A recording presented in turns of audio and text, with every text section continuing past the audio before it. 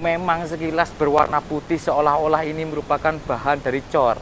Tapi warna putih ini dari ini teman-teman ya, abu yang memang kondisi tanahnya itu ada hubungannya dengan bekas lahar letusan Gunung Kelut. Di bagian atas itu ada kehitaman begitu ya, dan itu merupakan warna asli dari batunya, dari batu andesit begitu saudaraku.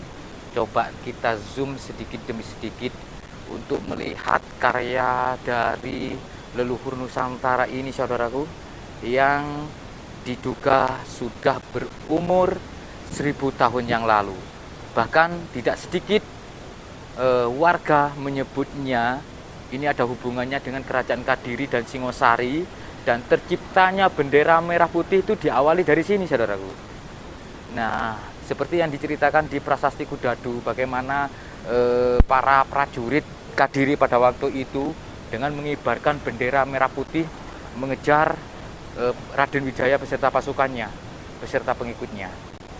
Nah, ada 2 makara yang super besar, satu-satunya makara yang besarnya seperti ini di Jawa Timur saudaraku.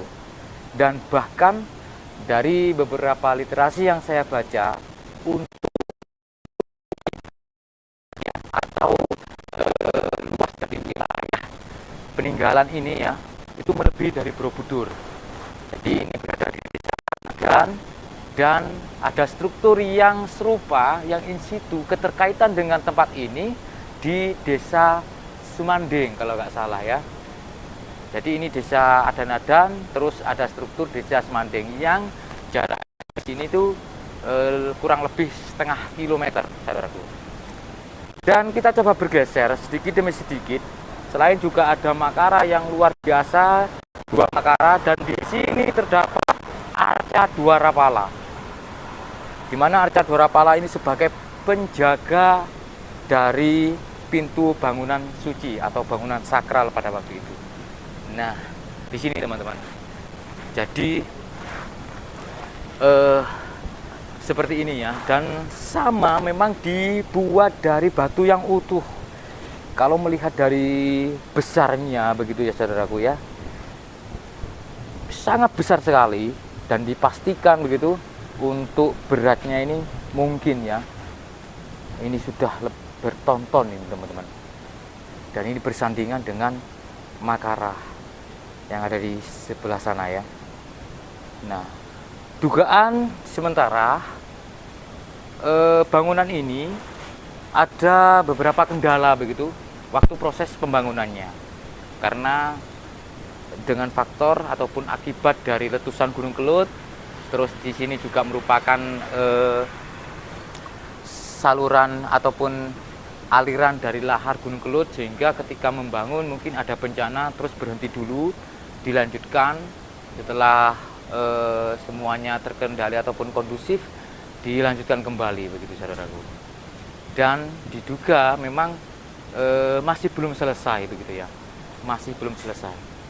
Wih, ini luar biasa teman-teman, sangat luar biasa, merupakan peninggalan yang sebagai cerminan begitu ya, bahwa leluhur kita itu kaya dengan karyanya.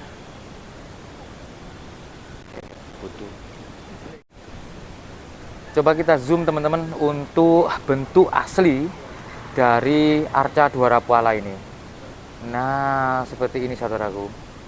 Jadi terlihat begitu, memang ada perbedaan ya, tidak seperti pada umumnya. Kalau Arca Dwarapala di beberapa tempat bangunan candi yang lain itu biasanya kan dia itu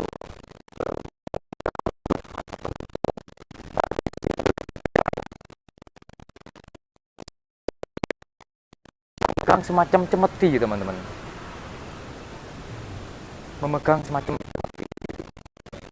Kalau melihat dari Dwarapala di sebelahnya itu, nah coba dilihat secara seksama bagaimana detailnya leluhur kita membuat begitu ya saudaraku ya.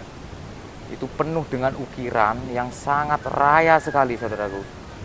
Sayangnya kita tidak bisa mendekat karena memang dibatasi atau diberi pagar begitu teman-teman, untuk supaya lebih aman, supaya tidak sampai terinjak di bagian sisinya ini, dan dipastikan nantinya akan longsor begitu.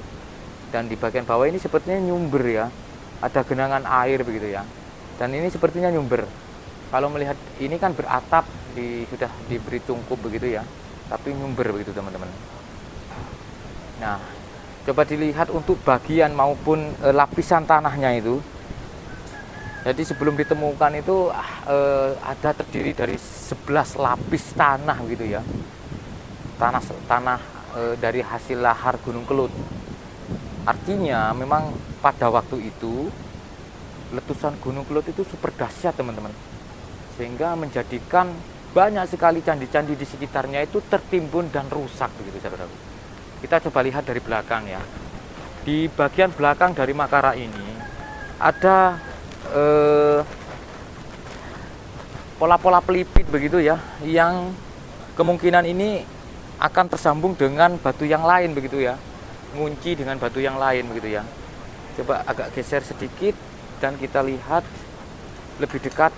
Nah, ini kita lihat di bagian belakang seperti ini teman-teman. Luar biasa, batu dengan besar seperti ini diukir sedemikian rupa teman-teman, dengan pola-pola bermacam-macam pola begitu teman-teman ya. Ada sulur, ada bunga begitu ya, yang menjadi inspirasi bagi pembatik ya. Jadi pola-pola batik, baju-baju batik itu ya awalnya itu berasal dari relief-relief candi teman-teman. Wih. Nah, itu ya. Besar sekali saudara-saudari. Ternyata yang saya lihat begitu ya. Yang saya lihat itu di bagian bawahnya itu ada bentuk kinara-kinarinya, teman-teman.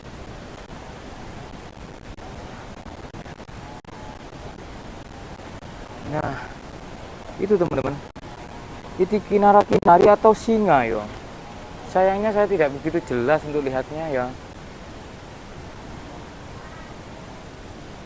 Nah, itu di bagian bawah itu ada sosok, kurang tahu ya itu apa, sosok kinara-kinari atau sosok sepertinya singa ya. Kalau melihat dari hidungnya kok kayaknya punya itu Kang, bulu hidung. Ada taringnya juga.